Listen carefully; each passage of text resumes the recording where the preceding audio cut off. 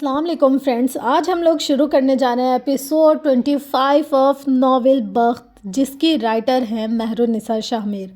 और यार जो इसकी लास्ट एपिसोड थी ना, आए हाय हाय हाय क्या कमाल एपिसोड थी। मतलब मज़ा आ गया। अब होगा असल जो स्टोरी का सस्पेंस और जो बात होती है ना, वो क्या तो अच्छी चाल चली है हाले ने। ओए ओए ओए खुदाया है। मैं आप लोगों को क्या ही पहले स्पॉइलर दूँ, छोटी छोटी बातें बताऊँ। हम डायरेक्ट इस स्टोरी को स्टार्ट करते हैं। Ready set go. रात हर गुजरते लम्हे गहरी और तारीक हो रही थी, लेकिन एलीट क्लास के रईसों की पार्टी ख़त्म होने का नाम ही नहीं ले रही थी। शाहताज गो की अच्छी अदाकार थी, लेकिन इस वक्त वो सख्त गैर आरामदा थी। वजह थे वो 4 लोग। वो जल्द अज जल्द इन चारों को यहाँ से दफन करना चाहती थी। इसका बस नहीं चलता था कि इन चारों को धक्के मार मार कर घर से निकाल दे। इसी लम्हे बाहर से कुछ शोर गुल की आवाज़ें आईं।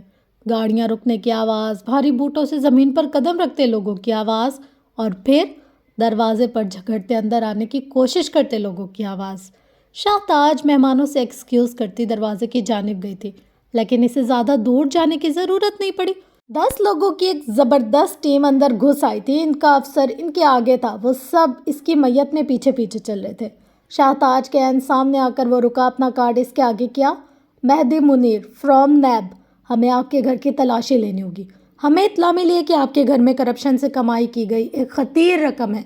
उम्मीद है आप हमें हमारे काम में डिस्टर्ब नहीं करेंगे। बड़े ही कोई प्रोफेशनल अंदाज में कहकर इसने अपने बंदों को इशारा किया। मेहदी मुनीर या इसके बंदों में से किसी ने भी कोई ख़ास किस्म का यूनिफॉर्म नहीं पहन रखा था। वो सिविलियन ड्रेस में थे। ये शाहताज के लोग नहीं थे। वो इन्हें रोक नहीं सकती थी। हर दफ़ा छापा मारने वाले लोगों में इसके लोग शामिल होते थे। शाहताज ने बेबसी भरे कर्ब से इनको अंदर जाने दिया। पार्टी तमाशे में बदल गई। जो लोग यहाँ खाने पीने और एंजॉय करने आए थे, अब इनको अगले कई दिन के लिए गॉसिप का नया टॉपिक मिल गया। इसहाक कबीर दबे दबे गुस्से से शाहताज कबीर को देख रहा था। तुमने इन्हें अंदर कैसे जाने दिया? अगर इन लोगों ने बैकयार्ड में जाने की बात कर दी तो हम क्या करेंगे? ताज, हम बर्बाद हो जाएंगे। शाहताज ने ठंडी पुरसुकून आंखों से इसको देखा। जब जहर गले से उतरकर जिस्म में उतर जाता है तो इसे थूक थूक करके निगलने का फ़ायदा नहीं होता। ऐसे वक्त में तरियाक ज़रूर होता है, और मैं तरियाक बना चुकी हूँ। क्या बकवास कर रही हो? मुझे खुलकर बताओ। वो झुंझलाए थे। शाहताज ने इनको नहीं देखा। वो बस गर्दन ऊंची के अपने हाथों से बनाए गए कसरे कबीर को देख रही थी। वो लोग यहाँ से पैसा ले जाने आए। घर की तलाशी बहाना है। वो जानते हैं पैसा कहाँ है। हम जंग को होने से रोक नहीं सकते, जंग को हार जाने से भी नहीं बच सकते। हमें हार कर भी माले गनीमत समेटना है। इस पर हमारा हक होगा। ये लोग यहाँ से पैसा ले जाएंगे, मैं इनको रोक नहीं सकती, लेकिन वो पैसा मेरे पास वापस आएगा, ये मैं कर सकती हूँ। इनके रास्ते में 10 शार्प शूटर्स खड़े होंगे।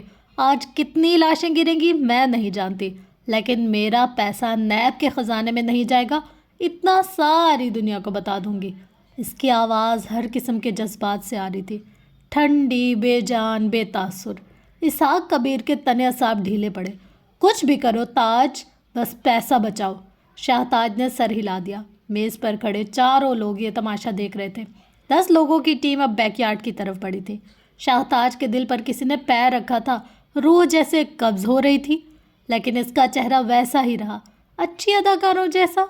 आवाज़ एक बार फिर आने लगी, बेलचे कदालों की आवाज़, अफसर के हुक्म देने की आवाज़, और फिर ठग की आवाज़। इस आवाज़ पर शाहताज का दिल रुक गया। सारी दुनिया बर्फ़ हो गई, सारी दुनिया राख हो गई। अब आवाज़ें करीब आ रही थी। 10 लोगों में से कुछ लोग इस ट्रंक को उठाए चले आ रहे थे। ट्रंक को लाकर लॉन के बीचों बीच रखा गया। बूढ़ा आदमी चेहरे पर बरहमी लिए शाहताज से कुछ कह रहा था। मजमे में दबी दबी सरगोशियाँ होने लगी। हाले अपनी जगह से आगे आई, कदम कदम बढ़ती वो शाहताज के करीब आ रही थी। उमर इसके पीछे था। ये तय नहीं हुआ था पार्टनर, वो इसके कंधे के पीछे से बोला। जिल्लत आखिरी लम्हे में तय हो जाती है। शाहताज को पता चलना चाहिए कि एलीट क्लास की ये मगरूर लड़की क्या कुछ कर सकती है। वो बिल्कुल इनके पास आकर रुके। ट्रंक का ढक्कन उठाया गया। शाहताज का दिल धक से रह गया। इसहाक कबीर दिल पर हाथ रखे पीछे को हुए। ट्रंक की तह में बस कुछ आखिरी रकम थी। 10-10 रुपए के नोटों की गड्डियाँ, चंद सिक्के और एक मुँह चढ़ाता इमोजी बॉल।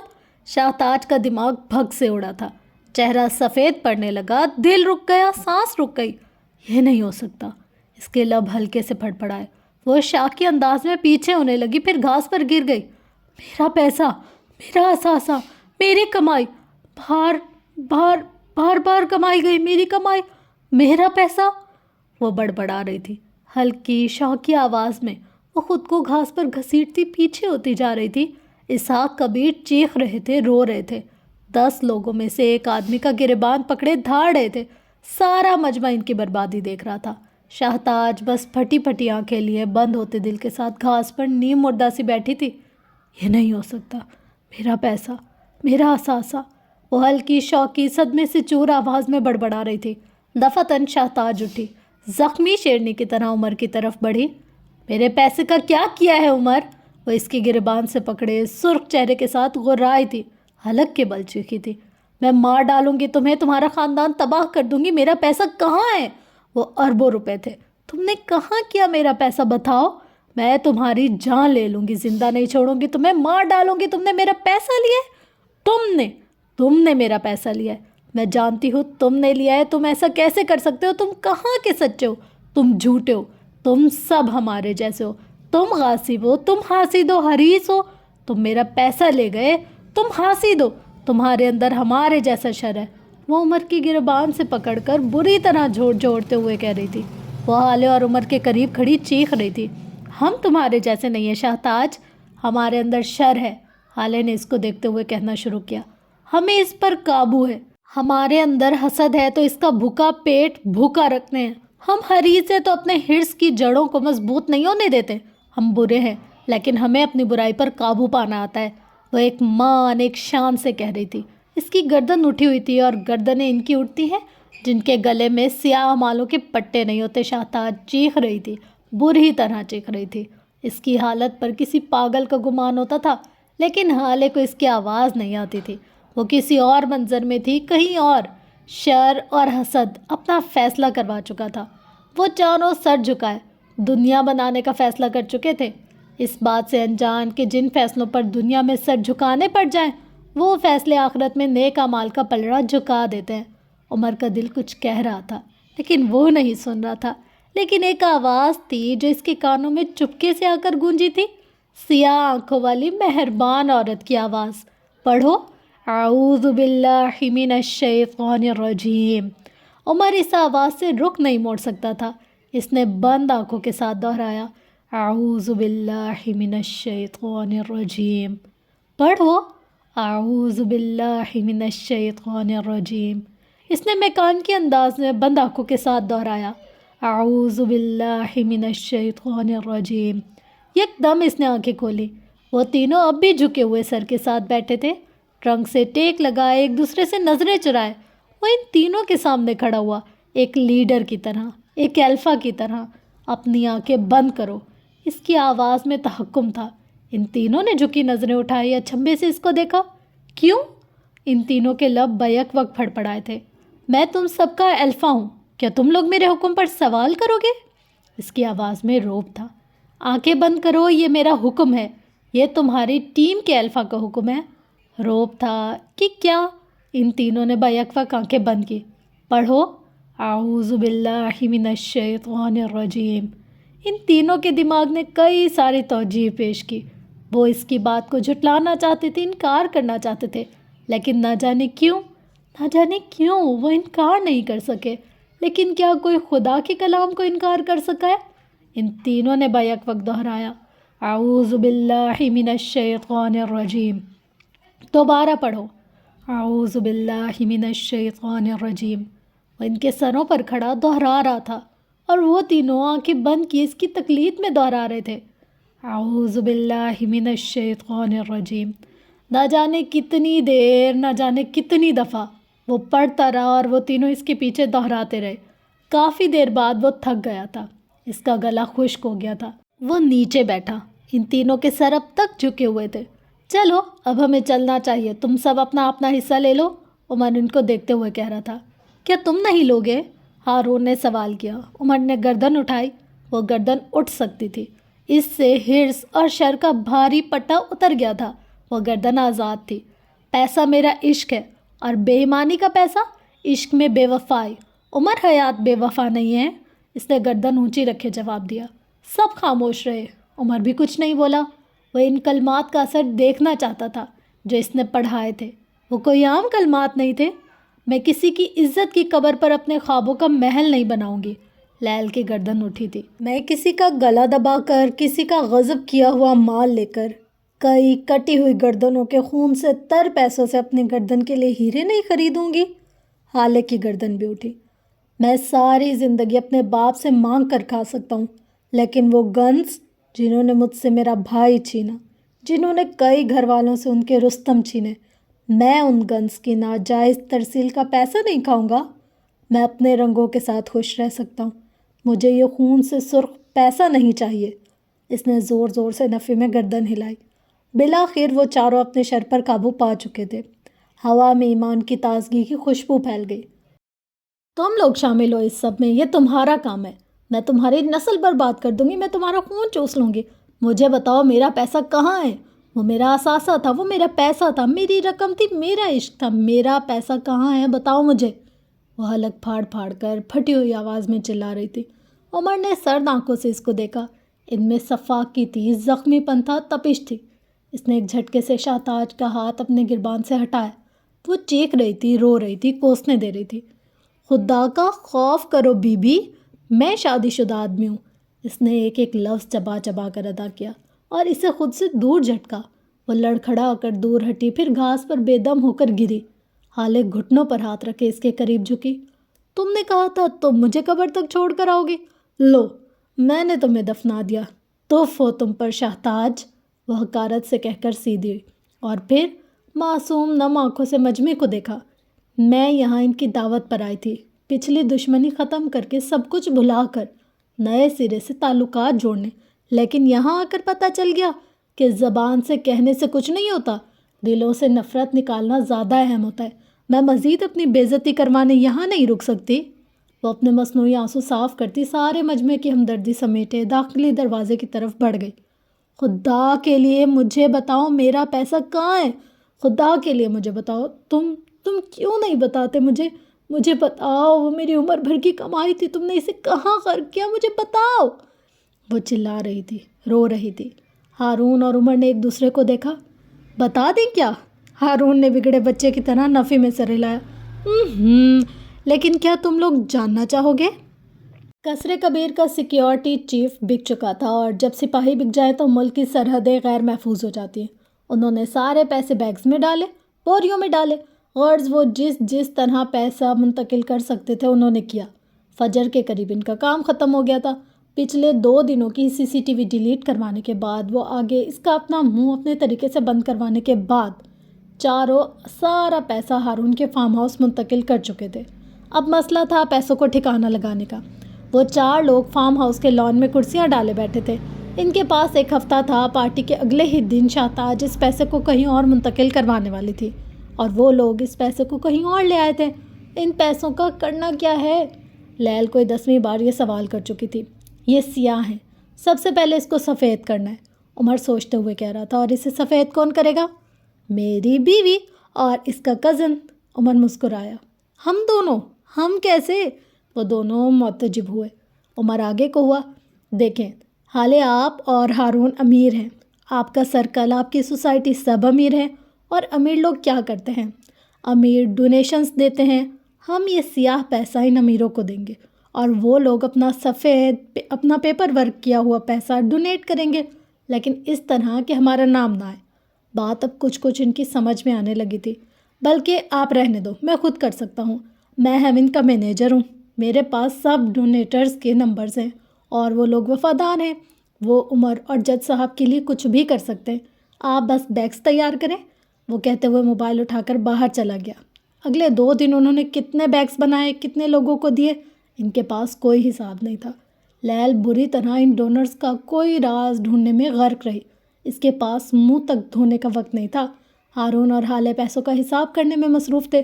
وہ دونوں بات کر رہے تھے، لیکن خشک لیا دیا انداز، جیسے ان دونوں کے درمیان کبھی کوئی تعلق رہا ہی نہ ہو، جیسے لفظ دوستی کبھی ان کی آنکھوں کے آگے آیا ہی نہ ہو۔ آخری ڈونیشن ہارون نے اپنے باپ کے نام سے کی تھی۔ یہ پارٹی کا دن تھا، اور آج ایک آخری بیگ میں چند آخری نوٹوں کی گڈیاں ڈالی جا رہی تھیں۔ غلط کام سے بنایا ہوا غلط پیسہ صحیح طریقے سے صحیح جگہ پہنچ چکا تھا۔ کچھ ڈونیشن ہسپتال کو ہونے والی تھی، کچھ یتیم خانوں کو، کچھ اولڈ ہومز کو اور کچھ دوسرے ضرورت مند محتاجوں کو۔ پیسہ اور طریقہ دونوں غلط تھے، لیکن بھیجنے کی جگہ درست تھی۔ شہتاج اب بھی گھاس پر بیٹھی رو رہی تھی، چیخ رہی تھی، سینے پر ہاتھ مار مار کر دہائی دے رہی تھی۔ پھر ایک دم اس کے سینے میں بے تحاشا درد اٹھا، شاید ہارٹ اٹیک، شاید انزائٹی اٹیک۔ وہ گھاس پر گری، درد سے دوہری ہو رہی تھی، لیکن کوئی اسے اٹھا نہیں رہا تھا۔ پھر ایک دم مجمع میں سے ایک آدمی آیا، حمزہ شاہ نواز آیا۔ وہ اس کے قریب گھاس پر بیٹھا، اس کی آنکھوں میں فکر مندی تھی۔ وہ اس کے ہاتھ سہلا رہا تھا، اس کا چہرہ تھپ تھپا رہا تھا، لیکن درد تھا کہ کم نہیں ہوتا تھا۔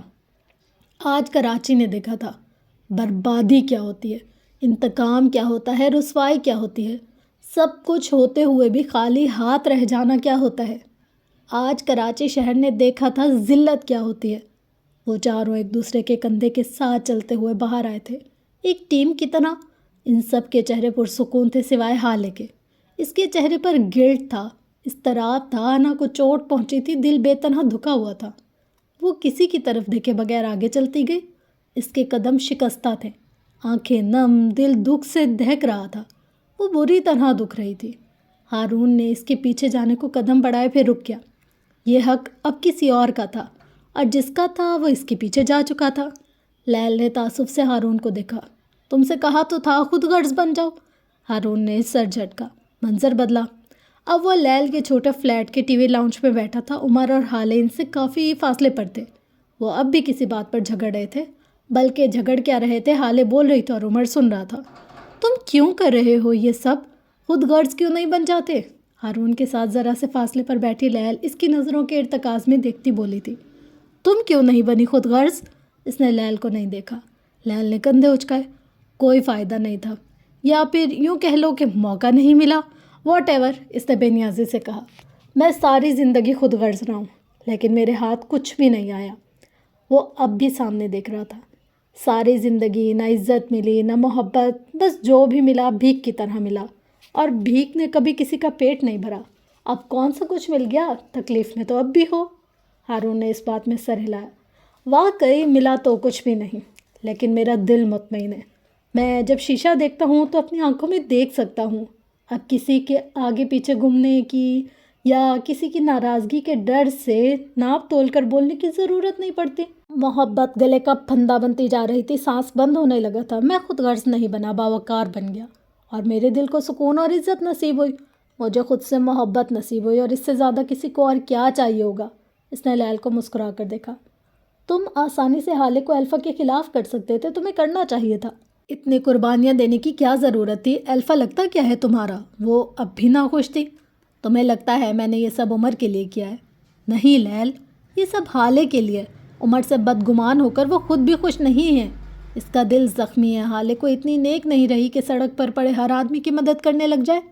یہ معراج انکل کر سکتے ہیں، یہ حسن کر سکتا ہے، لیکن حالے نہیں۔ اسے تکلیف میں دیکھ کر حالے کو بھی تکلیف ہوئی تھی۔ میں اس کو جانتا ہوں، بچپن سے جانتا ہوں۔ وہ تکلیف میں ہے، اور جب تک میں اس کی تکلیف ختم نہیں کرتا میں خود بھی تکلیف میں رہوں گا۔ منظر تبدیل ہوا۔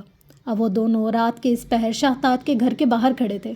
اندر بربادی کا ماتم تھا، باہر ہر طرف سکوت پھیلا تھا۔ آؤ تمہیں گھر چھوڑاؤں؟ ہارون نے ان دونوں کی طرف سے رخ پھیر لیا۔ باوقار ہونے سے دل مطمئن ہو جاتا ہے، لیکن جڑتا نہیں۔ دل ٹوٹنے میں ایک سیکنڈ لگتا ہے، لیکن اسے جوڑنے میں کئی صدیاں لگ جاتی ہیں۔ ہارون کو اپنے دل کے جڑنے کا انتظار کرنا تھا۔ حالے بغیر کسی کی طرف دیکھے مکان کے انداز میں آگے دیکھتی جا رہی تھی۔ آنکھیں خشک تھیں، چہرہ بے رونق، بے تاثر، چال شکستہ۔ اس کے ذہن میں بس عمر کی باتیں گونج رہی تھی۔ آپ کے دشمن کوئی اور ہیں حالے، مجھ سے زیادہ برے، مجھ سے زیادہ بڑے۔ اس نے بے دردی سے اپنے ایک کان سے ٹاپس نکال کر سڑک پر پھینکا۔ اس کے پیچھے چلتے عمر نے فوراً جھک کر اسے اٹھا لیا۔ جس نے آپ کے ساتھ برا کیا، میں اس کو چوک پر کھڑا کر کے درے ماروں گا۔ ایک دم ہلکی ہلکی بوچھاڑ شروع ہوئی۔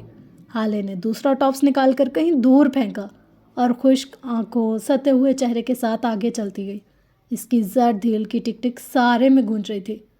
میرا قصور بس یہ ہے کہ اس رات میں سو گیا تھا۔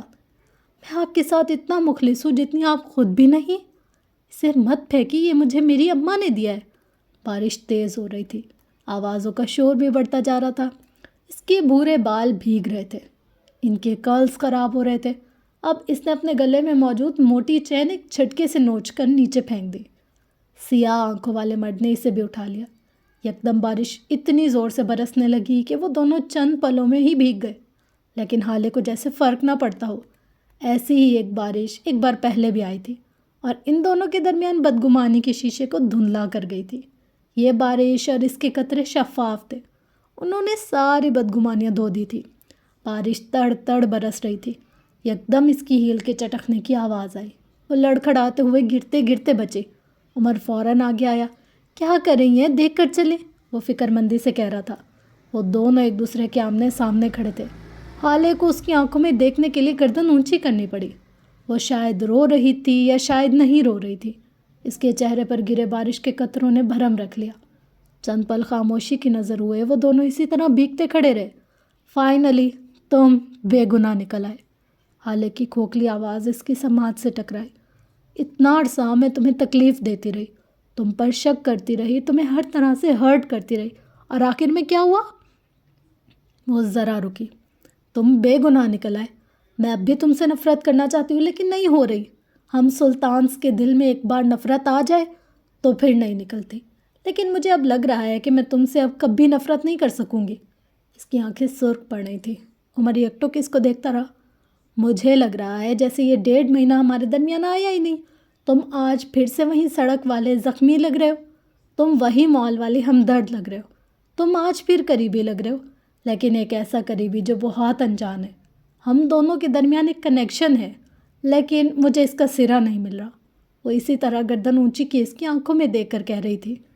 حالے سلطان نے اپنی زندگی میں کبھی اپنی غلطی کا اعتراف نہیں کیا، کبھی کیا ہوگا مجبوراً ضرورت کے تحت، لیکن کبھی بھی دل سے نہیں۔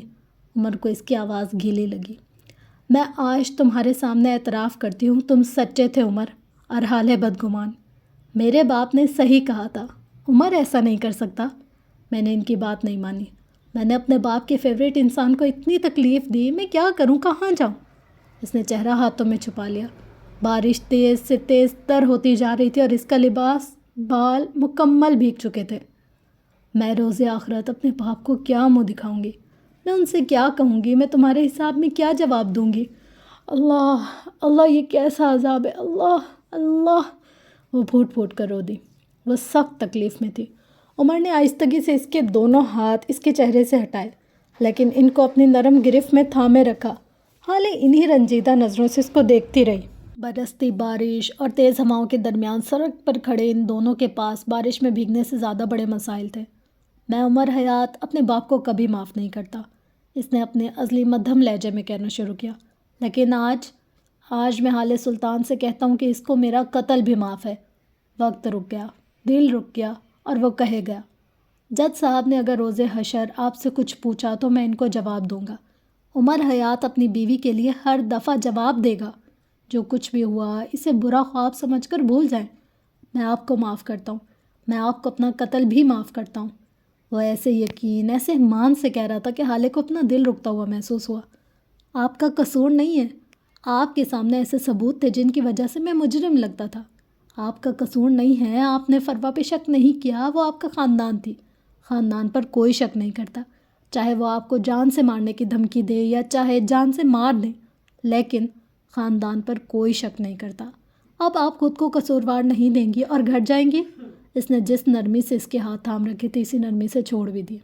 میں عثمان کو کال کر رہا ہوں، وہ آنے ہی والا ہے، وہ آئے گا اور آپ اس کے ساتھ گھر جائیں گے۔ میں دوبارہ کہہ رہا ہوں، آپ گھر جائیں گی، اور اگر آپ یہاں سے سیدھا گھر نہیں گئی تو مجھ سے برا کوئی نہیں ہوگا۔ وہ آج بالکل مختلف لگ رہا تھا، سنجیدہ، فکر مند، کہیں جانے کے لیے جلد باز۔ کیا تم میرے ساتھ نہیں آؤ گے؟ اس کا لہجہ اب نارمل تھا۔ عمر نے نفی میں سر ہلایا۔ آج کی رات نہیں، کم از کم آج تو نہیں۔ میں آج اپنے ون اینڈ اونلی کے پاس جاؤں گا۔ مجھے ہر ناکامی، ہر کامیابی ان کے ساتھ شیئر کرنے کی عادت ہے۔ اسی وقت عثمان گاڑی میں بیٹھا ان کو اپنے قریب آتا دکھائی دیا۔ کیا تمہیں کبھی میرا رویہ برا نہیں لگا اس سارے وقت میں؟ کبھی بھی؟ عمر کے چہرے پر ایک زخمی تاثر آیا۔ ہر منٹ، ہر سیکنڈ، ہر لمحہ مجھے ہر بات، آپ کی بات دل کو چبھتی ہوئی محسوس ہوتی تھی۔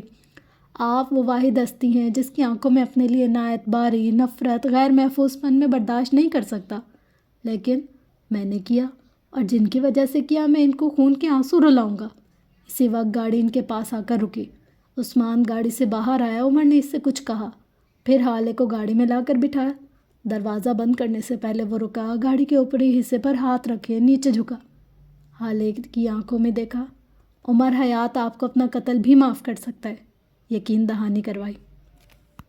مقابل نے نم آنکھیں جھپکائیں، گلے چہرے پر آسودگی پھیل گئی۔ عمر حیات نے اس کا اعتبار کمایا تھا، اب حالے کو اس کی باتوں پر اعتبار کرنا چاہیے تھا۔ وہ سیدھا ہوا، گاڑی آگے بڑھ گئی۔ وہ تب تک کھڑا رہا جب تک گاڑی اس کی نظروں سے اوجھل نہیں ہو گئی۔ وہ اب مزید ان آنکھوں میں بے اعتباری نہیں دیکھے گا، اسے یقین تھا، لیکن شاید یقین ٹوٹنے کے لیے ہوتے ہیں۔ بارش نے آج گویا نہ تھمنے کی قسم کھا رکھی تھی، وہ برسے ہی جا رہی تھی، برسے ہی جا رہی تھی۔ عمر حیات کی سیاہ آنکھیں اس وقت سپاٹ تھیں اور ان میں کوئی جذبہ نہیں تھا، جیسے اسے شاہ تاج کی بربادی سے فرق ہی نہ پڑا ہو، جیسے اسے کسی بھی چیز سے فرق نہ پڑا ہو، یا پھر شاید وہ کسی اور کی تباہی دیکھنا چاہتا ہو۔ قبرستان کی ساری قبریں گیلی ہو گئی تھیں۔ عام دنوں میں جو ذرا سی روشنی دور سے کسی گھر یا عمارت سے قبر پر پڑتی تھی، آج بارش اور لائٹ نہ ہونے کی وجہ سے وہ روشنی بھی ندارد تھی۔ بارش کی وجہ سے مٹی گیلی ہو کر کیچڑ میں بدل چکی تھی۔ وہ اپنے مہنگے برانڈڈ سوٹ کی پرواہ کیے بغیر اس کیچڑ والی زمین پر بیٹھ گیا۔ ماتھے پر بکھرے بال گیلے ہو گئے تھے، ہلکی بڑی شیو میں پانی کے قطرے نمایاں تھے۔ اس نے اپنا کوٹ بازو پر ڈالا ہوا تھا، اس وقت وہ بس سفید شرٹ میں ملبوس تھا۔ قبرستان کی کیچڑ والی گیلی زمین پر بیٹھے ہوئے سے کافی وقت ہو گیا تھا۔ بہت دیر بعد اس کی زبان سے چند الفاظ ادا ہوئے، آئی مس یو، ساتھ بہت سارا نمکین پانی اندر دھکیلا۔ آپ کو پتہ ہے، آج میں آپ کی بیٹی کی نظروں میں سرخرو ہو کر آیا ہوں، وہ آہستہ آہستہ کہہ رہا تھا۔ میں آپ کو بہت یاد کرتا ہوں، بہت زیادہ۔ 10 سال آپ کے علاوہ کوئی تعلق بنایا ہی نہیں، کوئی ایسا تعلق جس سے سب کہہ سکوں، لیل سردار، باقی سب دوست، وہ لوگ تو مجھ سے سب کچھ کہہ دیتے ہیں، لیکن عمر نہیں کہہ سکتا۔ عمر تو سب کچھ آپ سے کہتا تھا نا۔ وہ رک گیا، جیسے ان کی جانب سے جواب کی توقع تھی، پھر زخمی مسکراہٹ کے ساتھ سر جھٹکا۔ میں وہ حاج خان سے ملنے بھی گیا تھا۔ وہ ایک بار پھر رکا، ہاتھ سرنڈر کرنے کے انداز میں اوپر اٹھایا۔ اوکے اوکے، اب آپ کہیں گے کہ اپنے باپ کو نام سے مت بلاؤ، لیکن میں آپ سے پوچھتا ہوں، میرا باپ کہاں تھا جب مجھے اس کی ضرورت تھی؟ جب میں بچہ تھا، جب میں جوان تھا، وہ کیوں کبھی میرے لیے نہیں آیا؟ اس کی آواز بلند ہوئی تھی، آنکھوں کا گلابی پن بڑھنے لگا، چہرے پر اضطراب مزید بڑھ گیا۔ میں بچہ تھا ماموں، مجھے ضرورت تھی میرے باپ کی، ہر بچے کو ضرورت ہوتی ہے۔ میں کہتا نہیں تھا، بھرم رکھ لیتا تھا، تھوڑا بہت سلطان تو میں بھی ہوں، بھرم رکھنے مجھے بھی آتے ہیں۔ وہ ہنس پڑا، لیکن اگر تم اس کی یہ ہنسی دیکھ لو تو رو پڑو۔ جب کسی بچے کا باپ اس کو اسکول سے لینے آتا تھا، مجھے میرا باپ یاد آتا تھا، وہ یاسیت سے کہہ رہا تھا۔ جب کسی بچے کا باپ اس کو اپنے کندھے پر اٹھاتا تھا، تب مجھے میرا باپ یاد آتا تھا، مجھے ان کی ضرورت تھی، یار ہمیشہ سے ہی تھی، وہ بے بسی سے کہہ رہا تھا۔ برستی بارش نے اسے ترہم سے دیکھا۔ شام میں سارے بچوں کے اپنے باپ آتے تھے، ان کے لیے شہر سے پکوڑے لاتے تھے، کسی کا باپ فروٹ لاتا تھا۔ میں محلے کا سب سے امیر بچہ تھا، لیکن میں کبھی ویسے پکوڑے نہیں کھا سکا، میں کبھی ویسے پھل کھا ہی نہیں سکا۔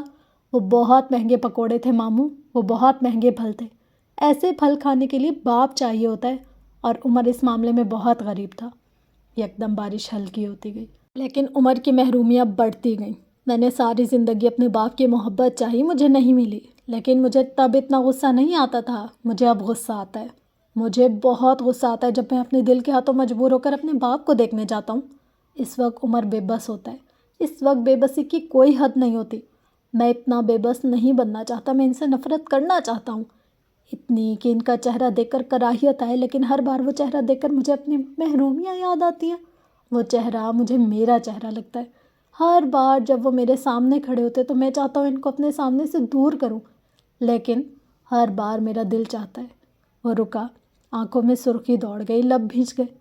ہر بار میرا دل چاہتا ہے کہ میں ان کے گلے لگ جاؤں۔ بالآخر اس نے ہارے ہوئے لہجے میں کہہ دیا، ساتھ سر جھکا لیا، شکستگی سے، بے بسی سے۔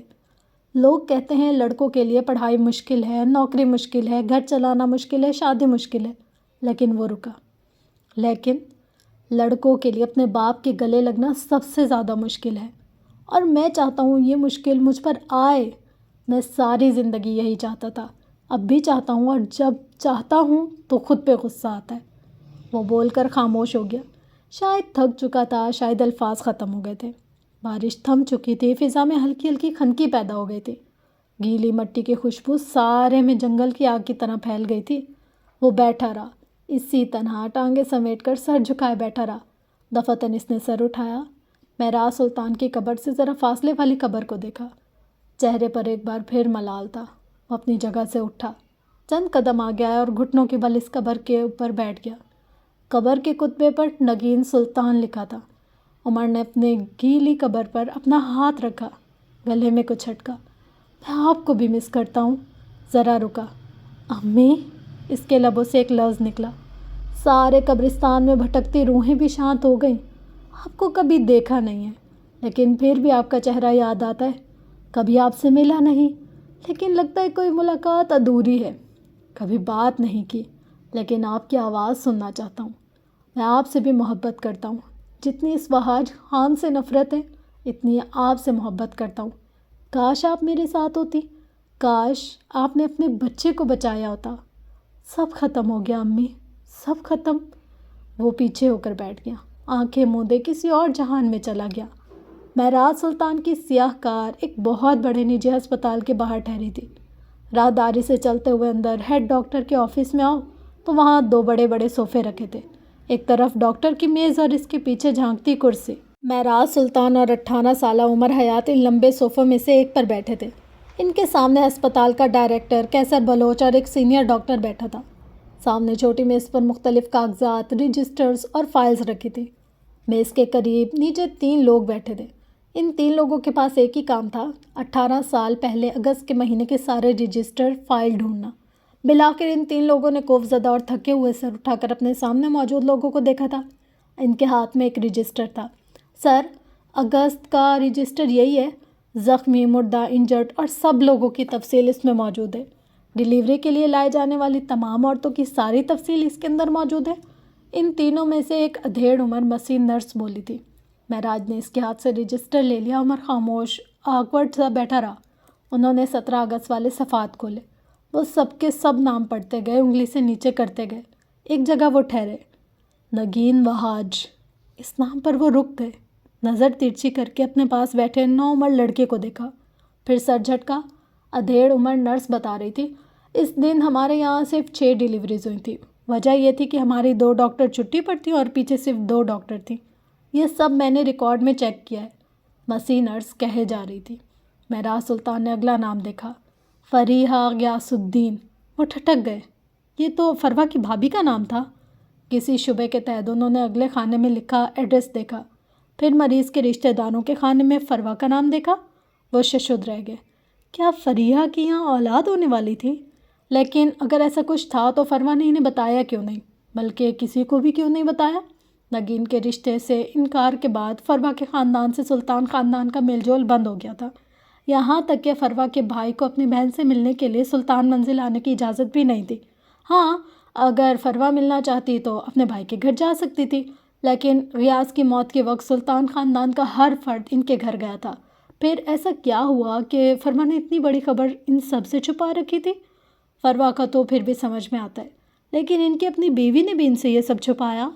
فریحہ کے یہاں مرا ہوا بیٹا پیدا ہوا تھا۔ انہوں نے تمام نام چیک کیے، لیکن ان کا ذہن بار بار اپنی بہن کے نام پر جا رہا تھا۔ انہوں نے اپنے ذہن سے ہر خیال جھٹکا اور اٹھ کھڑے ہوئے۔ انہوں نے اس دن ہونے والی تمام ڈیلیوریز کی تفصیلات لے لی تھیں، عورتوں کے نام اور ان کے گھر کے پتے۔ اس روز جن جن نرسز کی ڈیوٹی تھی، ان سب کے گھر کے پتے اور فون نمبرز لے کر وہ ہسپتال سے نکل آئے۔ اب وہاں مزید کچھ بھی کام کا نہیں تھا۔ کئی دن گزر گئے لیکن کوئی سرا ہاتھ نہ آیا۔ مہراج نے اس دن ہونے والے تمام کیسز دیکھ لیے تھے، ان کے گھر جا کر مہذب طریقے سے ساری چھان بین بھی کر لی تھی۔ وہ اگر تکون کا ایک سرا پکڑتے تو دوسرا غائب ہونے لگتا۔ اسی طرح ایک دن وہ نفیسہ سے ملنے پہنچے۔ وہ دونوں ایک چھوٹے کافی شاپ میں بیٹھے تھے۔ نفیسہ کچھ بجھی بجھی سی تھی، چکن کاری کے سفید سوٹ اور سفید دوپٹے میں ان کی رنگت دمک رہی تھی۔ وہ جب امریکہ پڑھنے گئی تھی تب بھی وہ اسی طرح کا بڑا سا دوپٹہ اوڑھے رہتی تھی۔ کلاس کے کچھ منچلے اور شریر طلبہ نے ان کا نام اسکارف مافیا رکھ چھوڑا تھا، لیکن ان کا یہ نام بس وہ نفیسہ کی غیر موجودگی میں ہی لیتے تھے۔ اگر کبھی کوئی ان کے موجودگی میں ان کو اس نام سے پکار لیتا تو اس کے ساتھ وہ ہوتا کہ اس کی اماں اس کو روئے۔ نفیسہ مجھے کچھ تو بتاؤ، اتنی بے وقوف تو نہیں لگتی کہ ہسپتال کا کسی کا بھی بچہ اٹھایا اور آ گئی تم، کیوں مجھے پاگل کر رہی ہو؟ وہ عاجز آئے تھے۔ سینئر، میں آپ کو بتا رہی ہوں کہ میں ایک کیس کے سلسلے میں ہسپتال گئی تھی، میرا کام ہو گیا تھا، لیکن جب میں نکلنے لگی تب ہسپتال کی بیک سائڈ کی جانب کچرے کے ڈرم رکھے تھے، وہاں وہ بتا رہی تھی جب معراج نے ناگواری سے ان کی بات کاٹی۔ یہ ورز تم مجھے 1,00,000 بار سنا چکی ہو۔ وہ بری طرح جھنجھلائے۔ نفیسہ نے کچھ نہیں کہا، وہ بس خاموش بیزار بیٹھی رہی۔ معراج نے گہرا سانس لیا۔ نفیسہ اب بھی غائب دماغی سے کپ کے سرے پر انگلی پھیر رہی تھی۔ معراج چند لمحے بغور ان کو دیکھتے رہے، پھر آگے کو ہوئے۔ نفیسہ، عمر ٹھیک ہے، وہ میرے پاس ہے، وہ ایک ہیرا ہے، تم دیکھنا میں اسے تراش کر ایسا بناؤں گا کہ دنیا اس پر فخر کرے گی۔ تم میری بہن ہو، میری دوست ہو، تمہارا بیٹا میرا بیٹا ہے، تم اس کی اتنی فکر کیوں کر رہی ہو؟ وہ ان کے چہرے کو دیکھتے ہوئے فکر مندی سے کہہ رہے تھے، اگر کوئی آپ سے آپ کی حالیں چھین لے، کیا آپ تب بھی خود کو اس طرح تسلی دیں گے؟ ان کی آواز میں طنز نہیں تھا، وہ بس پوچھ رہی تھی۔ میں جانتی ہوں وہ ہیرا ہے، اور آپ کو اپنا ہیرا کبھی بھی کسی دوسرے کے ہاتھ یا گلے میں اچھا نہیں لگتا۔ وہ میرا ہیرا ہے، اس سے میرے پاس رہنا چاہیے تھا۔ 18 سال سے میرے گھر کو اور مجھے عمر کے علاوہ کسی اور چیز کی عادت نہیں رہی، اب میں اس گھر میں کیا کروں؟ وہ معراج کو دیکھتے ہوئے ہلکی آواز میں کہہ رہی تھی، میرا کام، میرا دن تو عمر سے شروع ہو کر عمر پر ہی ختم ہوتا تھا، اب پتہ ہی نہیں چلتا دن شروع کب ہوا اور ختم کب۔ وہ میرا بیٹا ہے، اسے خدا نے میرے لیے بھیجا، پھر لے کیوں لیا؟ ان کی آواز میں رنج تھا۔ میں تمہیں سمجھ سکتا ہوں، آپ نہیں سمجھ سکتے سینئر۔ نفیسہ نے قطعی انداز میں ان کی بات کاٹی۔ آپ کی اولاد آپ کی محبت کو ضد کا نام دے کر چھوڑ کر نہیں گئی۔ آپ کی اولاد آپ کے پاس ہے۔ آگ کو دور سے دیکھ کر بس خوف آتا ہے، جب تک جلو گے نہیں درد کا اندازہ نہیں ہوتا۔ میں نے بھی 10 سال اولاد کے بغیر گزارے ہیں۔ نفیسہ، میں اولاد کا درد سمجھ سکتا ہوں، انہوں نے برا مانا تھا۔ نفیسہ آگے کو ہوئیں، اپنی سیاہ آنکھیں ان کے چہرے پر گاڑ دیں۔ آپ کو دیا ہی نہیں گیا سینئر، آپ اس چیز کے لیے ترسیں، مجھ سے دے کر چھین لیا گیا ہے اور میں تڑپ رہی ہوں۔ ہم دونوں کی تکالیف مختلف ہیں۔ وہ بول کر ایک بار پھر یہاں سے وہاں دیکھنے لگی۔ معراج چند لمحے سوچتے رہے، پھر نفیسہ کو دیکھا۔ بیرسٹر نفیسہ حیات، انہوں نے ایک تحکم سے ان کو پکارا۔ یہ کچھ دیر قبل والے معراج نہیں تھے۔ نفیسہ چونک گئی۔ میں جسٹس معراج آپ سے سوال کرتا ہوں کہ 17 اگست کا واقعہ آپ مجھے ایک وکیل کی حیثیت سے سنائیں، نہ کہ ایک لفظ جھوٹ، نہ کوئی اضافی سچ، نہ آپ کوئی بات چھپائیں اور نہ کوئی بات بڑھا چڑھا کر بتائیں۔ میں آپ سے سوال کرتا ہوں اور آپ مجھے جواب دیں۔ عمر حیات کی ماں کی حیثیت سے نہیں، بیرسٹر نفیسہ حیات کی حیثیت سے۔ نفیسہ بغیر پلک جھپکے سانس روکے ان کو سن رہی تھی۔ ایسا لگ رہا تھا کہ اس طرح کی پکار کو سنے ہوئے بھی ایک عرصہ گزر گیا ہے۔ عمر حیات کو اندازہ بھی نہیں تھا وہ جس عورت کو ضدی کہہ کر چھوڑ آیا تھا، وہ عورت اس کے لیے اپنا عشق چھوڑ چکی تھی۔ نفیسہ سیدھی ہو کر بیٹھ گئی۔ آنکھوں میں 18 سال پہلے کے سارے مناظر گھوم گئے۔ اب وہ ایک غمزدہ ماں نہیں تھی، وہ ایک زیرک وکیل تھی۔ اور وکیلوں نے بھلا کبھی جھول والا کام کیا تھا؟ یہ ایک خستہ حال عمارت تھی جس کا اصل رنگ تو اب شاید اس کے مستری کو بھی یاد نہ ہوگا۔ زمانے کی دھول اور بننے کے بعد پینٹ نہ کروانے کی زحمت نے اس عمارت کو ایسا پیلا زرد رنگ بخشا تھا کہ دیکھ کر ہی جی خراب ہونے لگے۔ عمر حیات معراج سلطان کی میت میں اس بلڈنگ کی ٹوٹی پھوٹی سیڑھیاں اور میل سے چکنی ہو چکی ریلنگ کے ساتھ چلتے اوپر کی منزل کی طرف جا رہا تھا۔ دیواریں سیلن زدہ اور پلستر جگہ جگہ سے اکھڑا ہوا تھا۔ دوسری منزل پر جا کر وہ دائیں طرف راہداری میں مڑ گئے۔ چند قدم چلنے کے بعد اب ان کے سامنے ایک فلیٹ کا دروازہ تھا۔ سفید ٹی شرٹ والے لڑکے نے جوں ہی بیل پر ہاتھ رکھا، کرنٹ کھا کر پیچھے ہوا۔ معراج سلطان نے طنزیہ نظروں سے اس کو دیکھا، پھر مٹی سے بھری میل والی بیل کو دیکھا۔ کرائے بیبی۔ اب انہوں نے ایک مغرورانہ انداز میں اپنی شہادت کی انگلی بیل پر رکھی اور اگلے ہی سیکنڈ کرنٹ کھا کر دور ہوئے۔ پس ثابت ہوا کہ اس گھنٹی میں واقعی کرنٹ تھا۔ کرائے انکل، وہ ان سے زیادہ طنزیہ لہجے میں بولا۔ معراج کو لرزتے رہ گئے۔ اسی وقت دروازہ کھلا اور ایک بنیان میں ملبوس چھوٹے قد کا موٹا آدمی باہر آیا۔ اپنے ساتھ کھڑے سوٹڈ بوٹڈ آدمی کو دیکھ کر ذرا خفت ہوئی۔ معراج نے اس سے اندر آنے کی اجازت مانگی۔ کچھ تذبذب کے بعد وہ انہیں اندر لے ہی آیا۔ آپ کس سے ملنا چاہتے ہیں؟ وہ موٹا آدمی ان کو اندر لے جاتے ہوئے پوچھ رہا تھا۔ تمہاری بیوی حبیبہ سے، وہ جو کسی زمانے میں نرس ہوا کرتی تھی۔ معراج اس کے پیچھے چلتے ہوئے بولے۔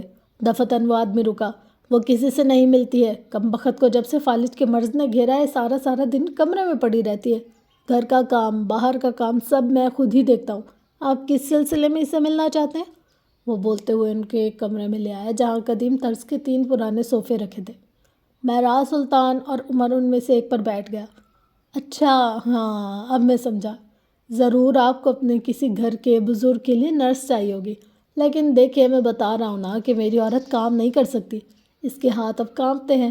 ان دونوں کو کچھ نہ بولتے دیکھ کر اس نے خود ہی اندازہ لگایا۔ کیا ہی بہتر ہوگا کہ تم اندازے لگانا چھوڑ دو اور اپنی بیوی کو بلاؤ۔ معراج سارے وقت میں پہلی بار بولے تھے۔ آدمی بغیر سوال کیے ساتھ والے کمرے کی جانب بڑھ گیا۔ تھوڑی دیر بعد جب واپس آیا تو اس کے ساتھ کوئی 40-45 سالہ عورت تھی جس نے اپنا چہرہ مکمل ڈھانپ رکھا تھا، ایسے کہ بس آنکھیں ہی نظر آ رہی تھی۔ وہ ان کے سامنے والے صوفے پر آ کر بیٹھی۔ عمر اور معراج بغور اسے دیکھتے رہے۔ آپ کو مجھ سے کیا کام ہے؟ معراج کو اس کا بولنا ذرا عجیب لگا، پھر اندازہ ہوا کہ شاید فالج کی وجہ سے۔ معراج نے بغیر کچھ کہے اپنے جیب سے نفیسہ کی ایک درمیانے سائز کی تصویر نکالی اور اس کے سامنے رکھ دی۔ اس عورت کو جانتی ہو؟ عورت نے 2 انگلیوں سے تصویر کا کونا پکڑا، تصویر کو چہرے کے قریب لے گئی۔ اس کی آنکھوں میں شناسائی کی رمق آئی جسے وہ اگلے ہی پل چھپا گئی۔ میں نہیں جانتی، وہ فوراً اپنی گھبراہٹ پر قابو پاتے ہوئے بولے۔ اسی وقت اس کا شوہر ٹرے میں 2 کپ چائے کے رکھے اندر آیا۔ وہ سادہ تھا اور پرخلوص سا۔ یہ عورت آپ سے 3 بار ملی ہے اور ایک انسان کا حافظہ اتنا اچھا ہوتا ہے کہ 3 بار ملنے والا انسان اسے یاد رہے۔ اب کی عمر ذرا تلخی سے بولا۔ میں اسے نہیں جانتی، مجھے کچھ یاد نہیں ہے۔ آپ پلیز یہاں سے چلے جائیں۔ وہ یکدم ہڑبڑانے لگی تھی۔ معراج سلطان نے پرسکون نظروں سے اسے دیکھا، پیچھے کو ٹیک لگایا اور اپنا کپ اٹھایا اور ایک گھونٹ بھرا، لیکن پھر ایک کڑوا سا منہ بنا کر کپ واپس رکھا۔ عمر نے ناگواری سے ان کو دیکھا۔ امیروں کے چونچلے، وہ کہتے ہوئے اٹھا۔ دیکھیں بی بی، میں بھی جانتا ہوں اور آپ بھی جانتی کہ سچ کیا ہے۔ وہ بچہ جسے آپ اس دن کوڑے میں پھینک رہی تھی، وہ کہتے ہوئے اس کے قریب آیا، ہسپتال کے رجسٹر کی لسٹ اس کے سامنے رکھی۔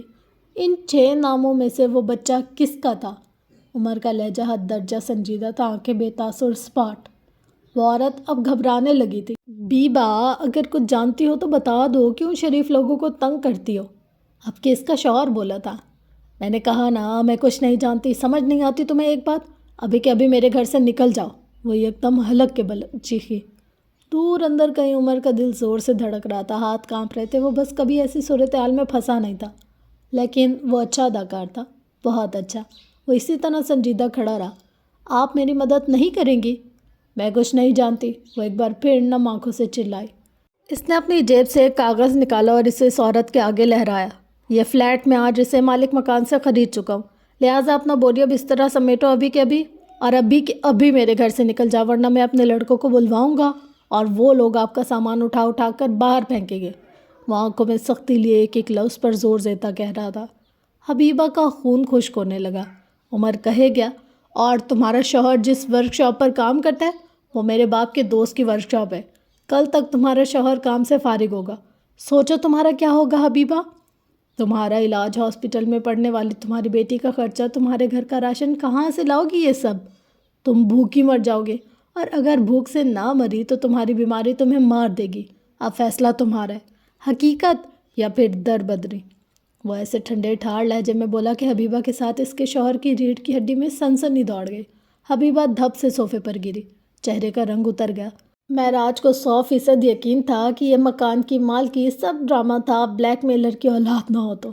عمر واپس اپنی جگہ بیٹھا، چائے کا کپ اٹھایا اور اس کے بولنے کا منتظر رہا، پھر چائے کا گھونٹ ہونٹوں تک لگایا، لیکن اگلے ہی لمحے ایک انتہائی بری شکل بناتے ہوئے اس نے کپ نیچے رکھا۔ معراج جو اسی کو دیکھ رہے تھے اس کے کان کے پاس جھکے۔ ہم امیروں کے چونچلے تو سمجھ آتے ہیں، لیکن تم غریبوں کے اتنے نخرے کیوں؟ وہ معصومیت سے پوچھ رہے تھے۔ میں اس عورت کے علاوہ 2 اور عورتوں کو بھی جانتی ہوں، حبیبہ نے مری مری آواز میں کہنا شروع کیا۔ عمر اور معراج پورے کے پورے اس کی جانب متوجہ ہو گئے۔ میں اس عورت کو کیسے بھول سکتی ہوں، یہ میری نوکری کھا گئی، اس نے کہنا شروع کیا۔ اس دن فروا اور حسینہ میٹرنٹی روم کے باہر بینچ پر بیٹھی تھی۔ گو کہ ایسے امراء کے لیے اس طرح کے بڑے بڑے ہسپتالوں میں شاہانہ ویٹنگ رومز بنے تھے، لیکن اس وقت وہ دونوں سخت پریشان تھی۔ حسینہ کے ہاتھ میں چھوٹی تسبیح تھی جس کے دانے ہر سیکنڈ گر جاتے تھے۔ ہلکے بھورے رنگ کے لان کے قمیص شلوار میں ملبوس، چہرے کے گرد بھورا دوپٹہ اوڑھے وہ باوقار لگ رہی تھی۔ دفعتاً ان کا ہاتھ رکا۔ فینسی لان کے سلیو لیس ڈریس اور چہرے پر پرفیکٹ میک اپ کیے فروا کے چہرے کو دیکھا۔ وہ اس دور میں کئی خوبصورت عورتوں کے حسن کو مات دیتی تھی۔ فروا، ان کی پکار پر وہ مڑی۔ مجھے تم سے یہ امید نہیں تھی، کیا ہوتا اگر تم فریہ کی حالت کے بارے میں بتا دیتی؟ ان کے لہجے میں شکوہ تھا۔ فروا کے چہرے کے تاثرات سپاٹ ہوئے۔ میری بھابھی میرا خاندان ہے، ان کے اچھے برے کی خبر بس مجھے ہونی چاہیے، ان کی خوشی اور غم بس میرا تعلق ہونا چاہیے۔ سلطان منزل کے لوگوں کی پہلے بھی ہم پہ بہت مہربانی ہے، مزید نہیں چاہتی میں۔ ان کے ہر لفظ میں تلخی تھی۔ لیکن فروا پھر بھی، حسینہ نے کچھ کہنا چاہا۔ بس بھابھی پلیز، میں اس وقت بہت پریشان ہوں اور خوش بھی۔ میرے بھائی کی نسل آنے والی ہے، کافی عرصے بعد ہمارے خاندان میں بھی کوئی خوشی آ رہی ہے، اسے سپوائل مت کریں۔ ان کا انداز قطعی تھا۔ دفعتاً وہ چونکی۔ ہسپتال کے جس کمرے میں فروا تھی، ان کی ڈاکٹر ہاتھ سے دستانے اتارتی باہر آ رہی تھی۔ ان کا چہرہ ستا ہوا تھا۔ فروا کو بے اختیار کچھ غلط ہونے کا احساس ہوا۔ وہ آنکھوں کی ساکت پتلیوں کے ساتھ ان کو اپنے قریب آتے دیکھتی رہی۔ ڈاکٹر ان کے قریب آ کر رکی، ایک ہاتھ فروا کے برہنہ بازو پر رکھا۔ بیٹی ہوئی ہے، انہوں نے فروا کے چہرے کو دیکھتے ہوئے کہا۔ وہ فروا کی بیسٹ فرینڈ تھی۔ میری بھابھی؟ فروا نے بس 2 لفظ پوچھے۔ فروا، دیکھو وہ بہت ویک تھی اور بلیڈنگ بہت زیادہ ہو گئی ہے۔ وہ عادت کے برخلاف لمبی تمہید باندھ رہی تھی۔ ہم نے پوری کوشش کی لیکن وہ سروائیو نہیں کر سکتی۔ ہاں، I am sorry for your loss. Farwa ٹھنڈے سفید چہرے کے ساتھ پیچھے ہوئی۔ حسینہ نے آگے بڑھ کر ان کو تھامنا چاہا لیکن انہوں نے ہاتھ جھٹک دیے۔ وہ دھندلی ہوتی آنکھوں سے چند قدم چلی اور پھر بینچ پر بیٹھ گئی۔ ایک پل کو جیسے ساری دنیا تھم گئی۔ چند موٹے موٹے آنسو ان کی آنکھوں سے نکلے اور ماربل کے فرش پر گر کر بے توقیر ہو گئے۔ یہ یقیناً نگین کا منحوس سایہ تھا جو ان کی بھابھی کو کھا گیا، جو ان کے بھائی کو کھا گیا اور اب بہت جلد یہاں سے چند قدم دور اس کمرے میں بڑی بچی کو کھا جائے گا۔ حسینہ ان کے قریب بیٹھی کچھ کہہ رہی تھی، کوئی تسلی، کوئی دلاسا۔ یکدم وہ اٹھے۔ مجھے میرے خاندان کے اس آخری اضافے کو دیکھنا ہے۔ ان کی آنکھیں خشک تھی، چہرہ سپاٹ۔ اس چند منٹ کی بچی کو اٹھاتے وقت فروا کو ایسے لگا جیسے یہ بہت بڑا بوجھ ہو، جیسے کسی نے ان پہ اپنی اولاد سے بڑی ذمہ داری ڈال دی ہو۔ انہوں نے جھک کر بچے کا ماتھا چوما۔ فروا تمہارے لیے جان بھی دے سکتی ہے اور لے بھی سکتی ہے۔ مہرماں، انہوں نے بچی کو نام دیا، ایک وثوق، ایک مان سے کہا۔ اس نے جیسے اس کمزور نحیف بچی کے کانوں میں مسردہ سنایا۔ اب تم کیا کرو گی فروا؟ کیا تم اسے اپنے ساتھ رکھنے والی ہو؟ ڈاکٹر بینش پوچھ رہی تھی۔ حسینہ کسی سے کال پر بات کرتے ہوئے باہر چلی گئی۔ میں اسے پالوں گی، یہ میری بیٹی ہے، میرا خاندان۔ وہ اب تک اس بچی کو ہی دیکھ رہی تھی۔ دیکھو فروا، تم اس کی پھپھو ہو، تم اس کے لیے بہتر فیصلہ کر سکتی ہو، لیکن پھر بھی میں تم سے کہوں گی کہ جو بھی فیصلہ لو پہلے بہت سوچ سمجھ لینا۔ سلطان منزل میں تمہارے بھائی کی بیٹی کی کیا اوقات ہوگی؟ وہ کہہ رہی تھی اور فروا کے سر اٹھا کر اس کو سن رہی تھی۔ اس بچی کو وہاں سے بس نفرت ہی ملے گی، اور اگر نفرت نہ ملی تو محرومیاں ملیں گی۔ سوچو فروا، کون قبول کرے گا اسے؟ کیا تم اسے نگین کے ہونے والے بچے اور سفیر جیسا لائف سٹائل دے سکو گی؟ میں دے سکتی ہوں، یہ میری بھتیجی ہے، اس گھر پر میرا حق ہے، میں ان کی بہو ہوں۔ یہی تو بات ہے کہ تم بہو ہو اور نگین بیٹی، اس کا بچہ ایک سلطان ہوگا اور تم بھتیجی۔ کیا وہ ساری زندگی کسی کے ٹکڑوں پر پلے گی؟ کیا ساری زندگی بھیک کا کھائے گی؟ تم اسے ایک بہت گندی زندگی دینے جا رہی ہو۔ میں تم سے پھر کہوں گی، سوچ لو۔ ویسے اگر میں نگین کی ڈاکٹر ہوتی تو کہہ دیتی یہ نگین کی بیٹی ہے، اس کے یہاں جڑواں بچے پیدا ہوئے۔ فروا سن سی اس کو سنے جا رہی تھی۔ یہ میں کیا بکواس کر رہی ہوں؟ بینش نے خود کو ہی ٹوک دیا۔ ایک بار پھر سے فروا کا بازو تھپکا اور باہر نکل گئی۔ وہ بچی کو وہیں نرس کے پاس ہی چھوڑ کر باہر چلی آئی۔ ان کے دماغ کو ایک سراغ مل گیا تھا، اب وہ بس اس پر کام کرنا چاہتی تھی۔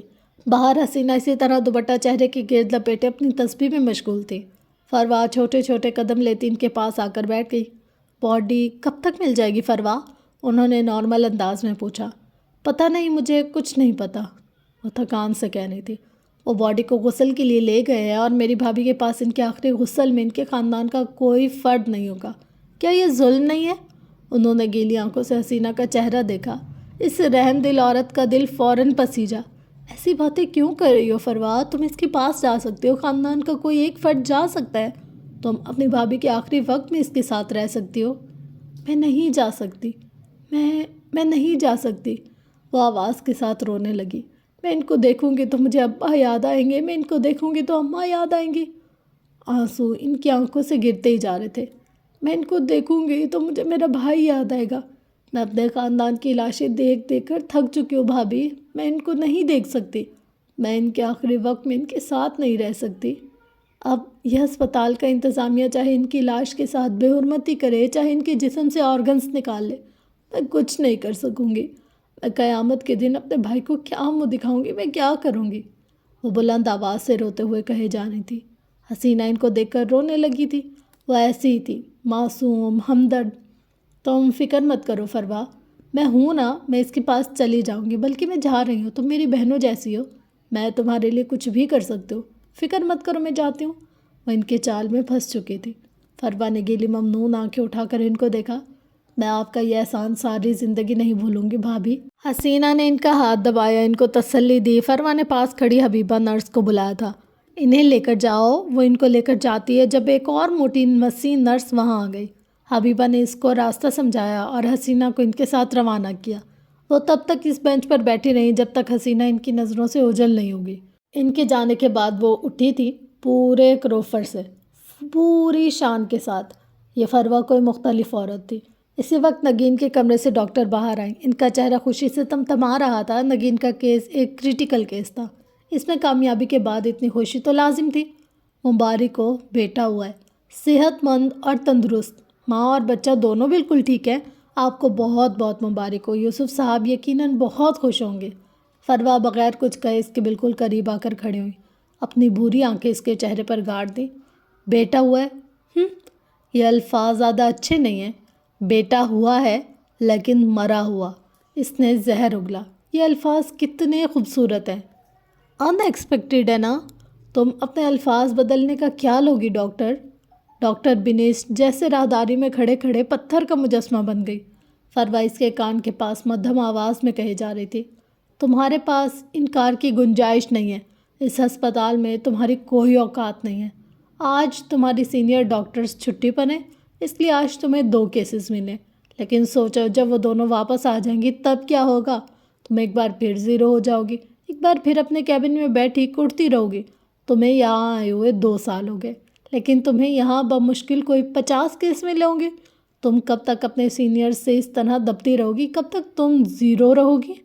آس پاس گزرتی نرسز، لوگ اور اوٹ میں کھڑی حبیبہ، وہ ان سب سے بے نیاز کہے جا رہی تھی۔ ہر محل میں ایک راجہ گدھ اور ایک ملکہ گدھ ہوتی ہے، جس طرح اس محل میں ہے راجہ گدھ اور ملکہ گدھ۔ ہر جسم پر ٹوٹ پڑتے ہیں اور اس کا سارا ماंس نوچ لیتے ہیں، ایک ایک بوٹی کھا جاتے ہیں، اور آخر میں بچتا کیا ہے؟ چھیچڑے، سڑا ہوا گندا ماंس۔ وہ تم جیسوں کو ملتا ہے، محکوم گدھ۔ وہ شروع سے ایسا بچا ہوا سڑا ہوا گندا ماंس کھانے کے عادی ہو جاتے ہیں، اور پھر ساری زندگی وہ اسی طرح سڑی ہوئی گندی بدبودار ماंس جیسی زندگی گزارتے ہیں۔ کیا تم ایسی زندگی گزارنا چاہو گی؟ کیا تم محکوم گدھ رہو گی یا پھر ملکہ گدھ بننا چاہو گی؟ بنیش سانس روکے اس کو سنتی رہی۔ فروا خاموش ہوئی تو جیسے ایک طلسم ٹوٹا۔ میرے سینئرز، ہسپتال کا عملہ، کیا آپ سنبھال لیں گی؟ وہ مان گئی تھی، بخدا وہ مان گئی تھی۔ لیکن گناہ سے پہلے ہر انسان خود کو ایک تسلی دیتا ہے، اپنے بچاؤ کا سامان پیدا کرتا ہے۔ فروا مسکرائی۔ کیا تمہیں پتہ ہے راجہ گدھ اور ملکہ گدھ کے اوپر کون ہوتا ہے؟ وہ کون ہوتا ہے جو انہیں لہج فراہم کرتا ہے؟ وہ کون ہوتا ہے جو گدھوں کو بھوکا مرنے نہیں دیتا اور ایک انسان کو مار کے اس کے لاوارث لاش گدھوں کے آگے پھینک دیتا ہے؟ کون ہوتا ہے جو گدھوں کا بھی حاکم ہوتا ہے، جو گدھوں سے بھی زیادہ چالاک، زیادہ طاقتور ہوتا ہے۔ وہ اس کی آنکھوں میں آنکھیں ڈال کر سرگوشی میں پوچھ رہی تھی۔ زیبش بس اس کو دیکھتی رہی، اس کی گردن بے اختیار نفی میں ہلی تھی۔ وہ انسان ہوتا ہے زیبش، اور میں انسان ہوں، گدھوں سے زیادہ طاقتور، شریر اور ان سے زیادہ حاکم۔ اس ہسپتال کا انتظامیہ ہم جیسے انسانوں کی پھینکی ہوئی لاشوں پر پلتا ہے۔ تم ان کی فکر نہ کرو، میں ان کو دیکھ لوں گی۔ تم مجھے یہ بتاؤ تم کیا چاہتی ہو؟ آپ کیا دے سکتی ہیں؟ اس کا ضمیر اسے آواز دے رہا تھا، چپ رہنے کو کہہ رہا تھا، یہاں سے چلے جانے کو کہہ رہا تھا، لیکن زیبش کے قدم جم چکے تھے۔ ہرس سے، حسد سے اس کے اندر کا شر غالب آ چکا تھا۔ جب محکوم گدھ نے ملکہ بننے کا فیصلہ کر لیا ہے تو اسے اپنے محل کو بھی تو جانا چاہیے ہوگا نا۔ فروا ذرا پیچھے کوئی، دونوں ہاتھ کھول کر بازو پھیلائے۔ اس محل سے زیادہ بڑا، زیادہ پرتعش ملکہ کو اب آوارہ گدھوں کی طرح نہیں رہنا چاہیے، ہے نا؟ فروا نے اس کے چہرے کو دیکھتے ہوئے پوچھا۔ اسی وقت انہوں نے راہداری میں حسینہ کو آتے دیکھا۔ بھورے جوڑے والی نفیس سی عورت ان کے پاس آ کر رکی۔ ان کے چہرے پر پریشانی تھی، پرخلوص سی فکر مندی تھی۔ ڈاکٹر کیا ہوا؟ کیا نگین ٹھیک ہے؟ کیا اس کا بچہ ٹھیک ہے؟ وہ فکر مندی سے پوچھ رہی تھی۔ ڈاکٹر نے ایک نظر فروا کو دیکھا، پھر ٹھنڈی آنکھوں سے حسینہ کو دیکھا۔ ہم بچے کو نہیں بچا سکے، وی آر سوری۔ اس کے لہجے میں نہ پروفیشنلزم تھا نہ انسانیت، اس کی آواز ایک ماس نوچنے والے گدھ کی آواز تھی۔ حسینہ بے یقینی سے پیچھے ہٹی، ان کی آنکھیں پتھرا گئی۔ بات بچے کی نہیں تھی، بات نگین کی بھی نہیں تھی، بات وہاج کی تھی۔ وہ وہاج جس نے صرف اس بچے کی خاطر اپنا تعلق نگین کے ساتھ درست رکھا تھا، ورنہ اس کے پہلے نگین کے جسم پر مار کے نشانوں سے کون نا واقف تھا؟ ڈاکٹر کسی طرح ان کو سہارا دیتی اپنے کیبن میں لے گئی۔ پیچھے فروا کو کام مکمل کرنے کا اشارہ کیا۔ فروا اندر گئی۔ نگین نیم غنودگی میں تھی۔ کاٹ میں بچہ خاموش تھا، اس کے پاس بھی بس ایک نرس تھی۔ حبیبہ فروا چھوٹے چھوٹے قدم لیتی کاٹ میں پڑے بچے کے قریب آئیں، پھر جھک کر بچے کو اٹھایا۔ اس کی آنکھیں بند تھی، وہ ساتھ والے کمرے میں پڑی بچی سے زیادہ صحت مند تھا، پورے ماہ کا تندرست بچہ۔ تم اس دنیا میں آ گئے، لیکن وقت غلط تھا۔ فروا نے اس کے چہرے کو دیکھتے ہوئے کہنا شروع کیا۔ مجھے تم سے کچھ زیادہ نہیں چاہیے، مجھے بس تم سے تمہارا بخت چاہیے۔ وہ ایسے کہہ رہی تھی جیسے وہ اس کی بات سن رہا ہو۔ پاس کھڑی حبیبہ کو اس سے خوف آیا۔ تم اگر آ گئے تو تم وہاج کے گھر نہیں رہو گے۔ یوسف سلطان تمہیں سلطان منزل لے آئے گا، اور پھر بتاؤ کیا ہوگا؟ وہ ایک دو لمحے رکی۔ مہر ماں دب جائے گی، چھپ جائے گی، جس طرح میں نگین کی موجودگی میں دبتی رہی ہوں، چھپتی رہی ہوں۔ ہماری دوستی میں وہ ہمیشہ غالب رہی ہے، حالانکہ میں زیادہ خوبصورت تھی۔ دیکھو مجھے، میں نگین سے زیادہ خوبصورت ہوں، ہے نا؟ اس نے حبیبہ کو دیکھ کر پوچھا۔ وہ چند لمحے ٹکر ٹکر اس کا چہرہ دیکھتی رہی، پھر نظر موڑ کر ذرا فاصلے پر لیٹی عورت کو دیکھا۔ یقیناً فروا زیادہ خوبصورت تھی، لیکن بے حیائی حسن کھا جاتی ہے، بے باکی حسن کو بے کشش کر دیتی ہے، جس طرح اس وقت فروا کے حسن کو 2% کا کر دیا تھا۔ لیکن وہ اس عورت سے خوف زدہ تھی، سو اس بات میں سر ہلا دیا۔ تم آ جاؤ گے تو مہر ماں کا بخت کھا جاؤ گے، اس کی موجودگی کھا جاؤ گے، اس کی کشش کھا جاؤ گے۔ تم آسیب ہو اپنی ماں کی طرح، میں تمہیں اپنی بچی کا بخت کھانے نہیں دوں گی، تمہیں اپنی ماں کے گناہوں کی سزا بھگتنی ہوگی۔ تمہاری ماں نے میرے بھائی سے شادی اس لیے نہیں کی تھی کیونکہ وہ میرا بھائی تھا، اس سے میرے سے جڑے ہر شخص سے نفرت تھی۔ وہ کہتی ہے سانپوں کے بل سے سانپ ہی نکلتے ہیں، کیا ایک ایسا ہی سانپ میں اس کی جھولی میں ڈال دوں؟ اس نے ایک نظر نگین کو دیکھا۔ مجھے تم سے کوئی مسئلہ نہیں ہے، نہ تم سے کوئی نفرت ہے، لیکن جس طرح والدین کے ترکے پہ بچوں کا حق ہوتا ہے، اسی طرح والدین کا بویا ہوا کانٹا بچوں کا فرض ہوتا ہے۔ تم اپنی ماں کا بویا کاٹو گے، میں تمہیں غرق کر دوں گی۔ میں وقت کی خدا ہوں، میں تمہارا بخت در بدری لکھوں گی، میں تمہارے بخت میں تڑپ لکھوں گی، سسک لکھوں گی، مرنا لکھوں گی، تم شہنشاہ ہو کر غلاموں جیسی زندگی گزارو گے۔ اس نے ٹھنڈی سخت آواز میں کہتے ہوئے اس بچے کو حبیبہ کو تھمایا۔ جہنم رسید کر دو اسے۔ بی بی میں اس کا کیا کروں گی؟ دیکھیے کیسا اچھا بچہ ہے، اس کو کسی یتیم خانے میں دے دیں۔ فروا اس کی سنے بغیر کمرے میں موجود ڈسٹ بن کی طرف گئی اور اس کے اوپر چڑھا ہوا سیاہ شاپر اتار کر بچے کو جھپٹ کر اس کے ہاتھ سے لیا اور اس شاپر میں ڈال دیا۔ کچرے کے ڈھیر پر پھینک کر آ جاؤ۔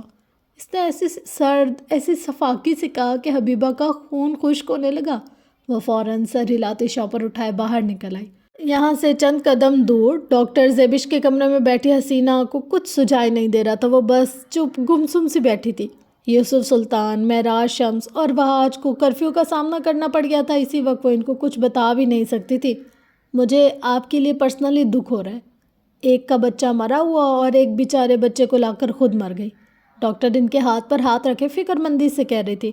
ایک تو آپ دونوں خاندانوں کے تعلقات بھی اچھے نہیں ہیں نا، ورنہ فروا کا بچہ نگین صاحبہ اڈاپٹ کر لیتی. حسینہ نے جھٹکے سے گردن اٹھائی تھی. اسی وقت فروا بھی اندر داخل ہوئی. معافی چاہتی ہوں اگر آپ کو برا لگا ہو تو، لیکن سوچے وہ بچی اب یتیم ہے اور اس پریگننسی کے بعد نگین کا دوبارہ ماں بننا بہت مشکل ہے. ایسے میں ان کے سسرال پر اثر پڑ سکتا ہے. کوئی اثر نہیں پڑے گا، فروا کہتی ہوئی آگے آئی. حسینہ نے ان کو امید سے دیکھا. وہ طلاق جھیل چکی تھی، عورت کی مجبوری جانتی تھی. وہاں آج کھڑے کھڑے نگین کو طلاق دے دے گا اور قصہ ختم. وہ ایسے کہہ رہی تھی جیسے کسی فلم کی کہانی ہو.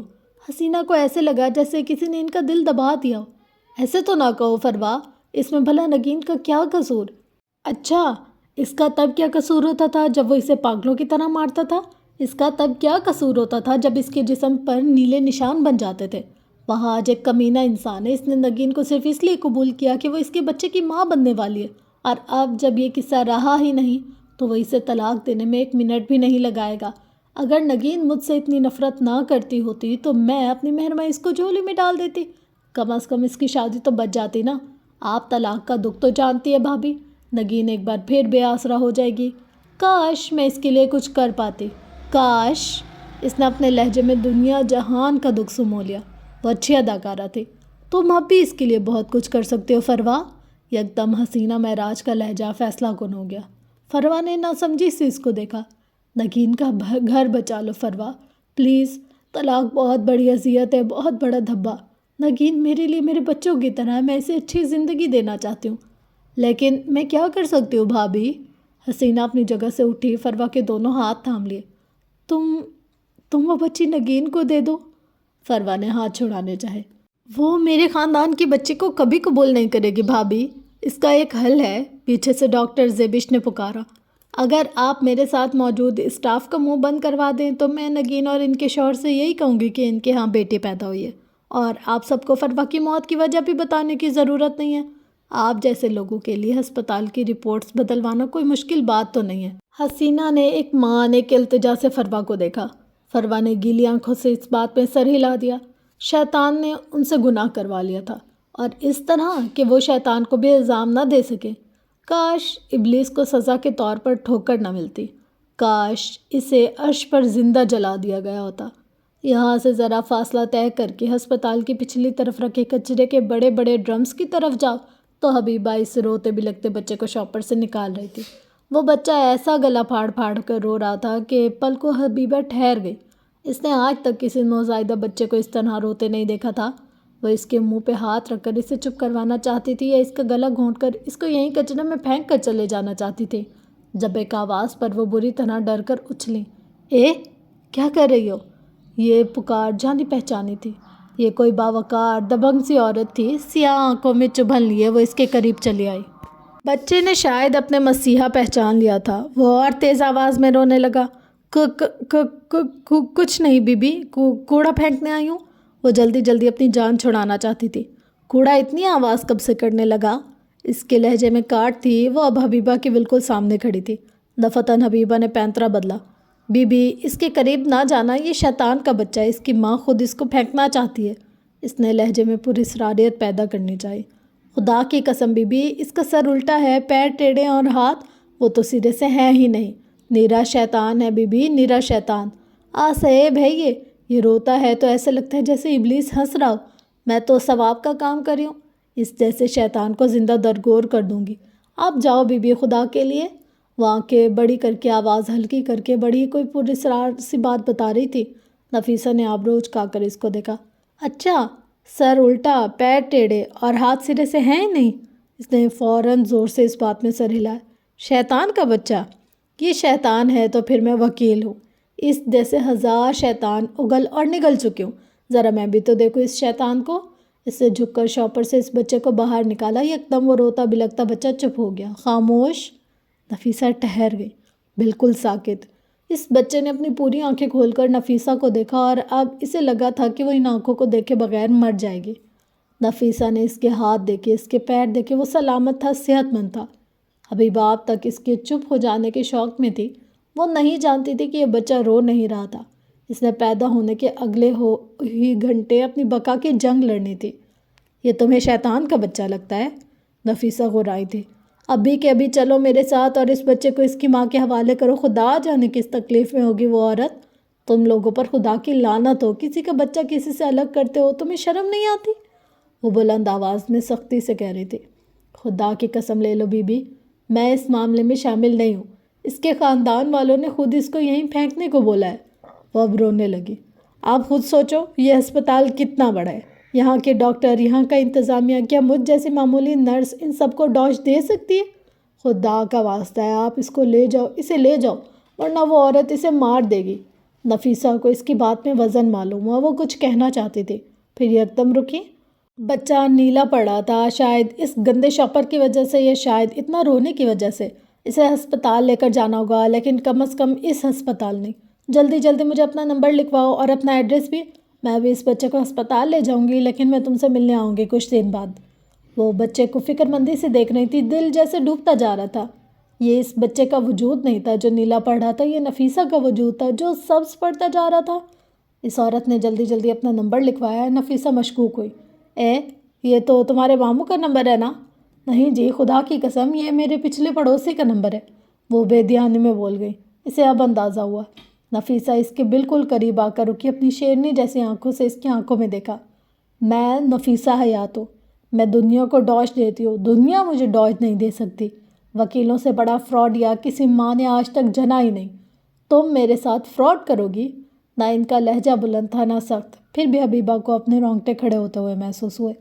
بچے کی دل کی دھڑکن اب رک رک کر چل رہی تھی، لیکن وہ چل رہی تھی۔ وہ کچرے کی نظر نہیں ہوا تھا، اس نے خود کو بچا لیا تھا، وہ اپنی بقا کی جنگ لڑا تھا۔ اف بھائی صاحب، یہ فروا تو واقعی کوئی شیطان کی پکی چلیے، یا مجھے لگ رہا ہے شیطان اس سے ٹیوشن لیتا ہوگا۔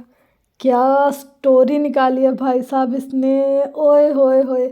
میں نا سوچتی تھی کہ عمر حیات جب اپنے باپ کے پاس جاتا ہے تو وہ نا اس کو ملتا کیوں نہیں ہے، اس کو پیار کیوں نہیں کرتا، حالانکہ اسٹوری کے اسٹارٹ میں بتایا تھا کہ وہ بہت خوش تھا۔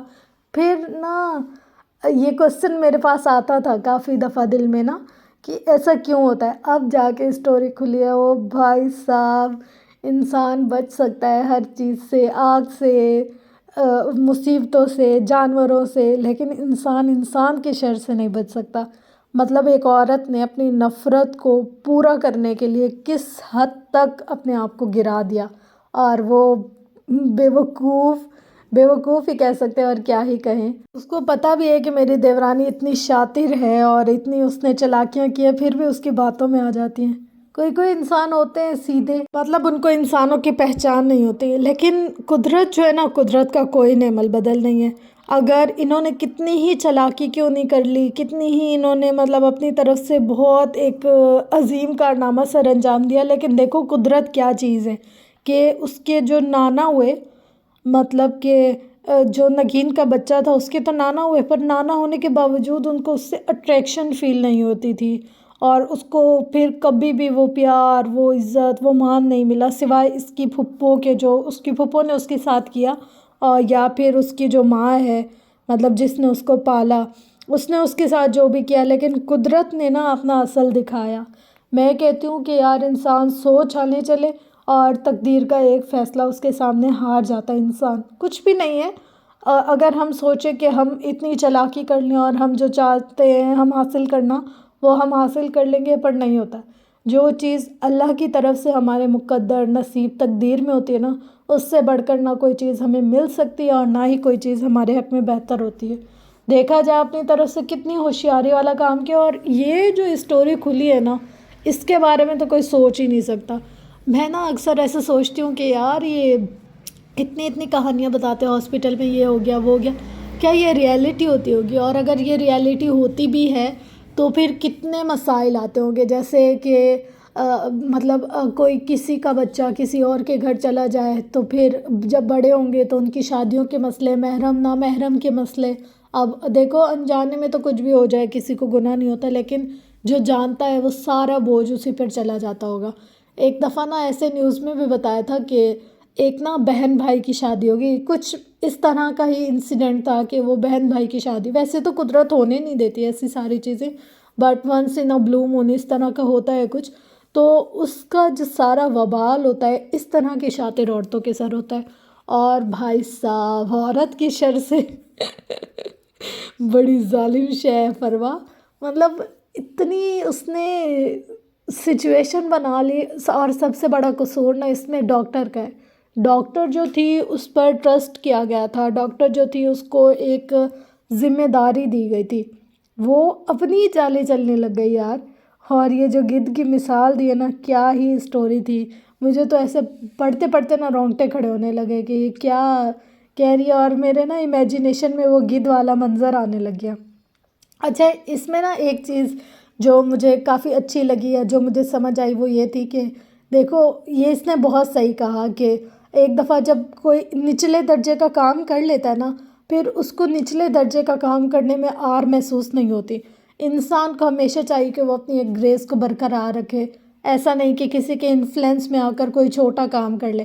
اگر ایک دفعہ اس نے اپنے ضمیر کو مار کر چھوٹا کام کر لیا، پھر نیکسٹ اسٹیپ جو ہوتا ہے نا وہ اس کے لیے مشکل نہیں ہوتا، مطلب سب سے مشکل جو ہوتا ہے نا وہ پہلا قدم ہوتا ہے۔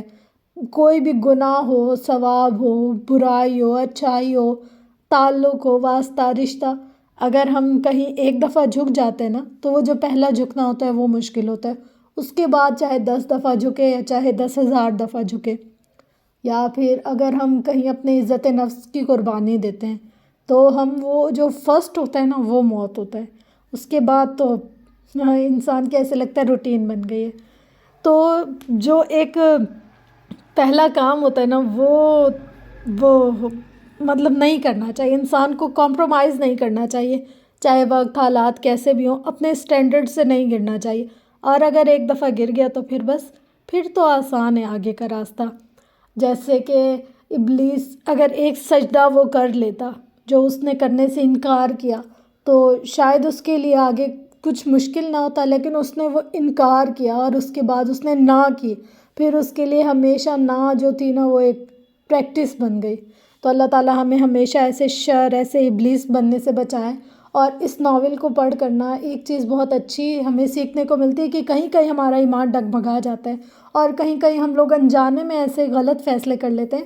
تو یہ ایک اویئرنیس والی بات بھی تھی کہ جہاں آپ کو لگے کہ آپ کا فائدہ ہو رہا ہے، وہاں آپ اپنے ایمان کے تقاضوں پر بھی اس بات کو لے کر جائیں کہ کیا آپ کا دین، آپ کا مذہب، آپ کا ایمان آپ کو اس چیز کی اجازت دیتا ہے، کیا آپ یہ کریں اپنی خوشی کے لیے تو اس سے کسی اور کو تکلیف، اذیت تو نہیں ہوتی۔ یہ چیز بہت مطلب یہ پوائنٹ اس میں مجھے بہت اچھا لگا ہے اور رائٹر نے بہت خوبصورتی سے اس کو بیان کیا ہے۔ تو یہ تھی آج کی ایپیسوڈ، ہوپ سو کہ آپ کو یہ ایپیسوڈ پسند آئی ہوگی۔ انشاءاللہ ملتے ہیں نیکسٹ ایپیسوڈ میں، تب تک کے لیے لو یو آل، اللہ حافظ۔